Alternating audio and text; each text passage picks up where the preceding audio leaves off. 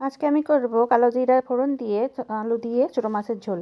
এর জন্য ছোটো মাছগুলোকে ধুয়ে নিয়েছি। এখন এর ভিতরে লঙ্কা গুঁড়ো, হলুদ গুঁড়ো, লবণ দিয়ে মেখে নিলাম। আর এখন এগুলোকে খুব কড়া করে ভেজে নিচ্ছি। ভাজা হয়ে গেলে আমি তুলে নিচ্ছি। এখন ওই তেলেই, মাছ ভাজার ওই তেলে কালো জিরা আর কাঁচা লঙ্কা ফোড়ন দিয়ে দিলাম। এর ভিতরে দিলাম আলু কুচি আর দিয়ে দিলাম স্বাদ মতো লবণ। দিয়ে আলুগুলোকে বেশ একটু ভেজে নেব। আলুগুলো ভাজা হয়ে গেলে সামান্য একটু জল দিয়ে দেব।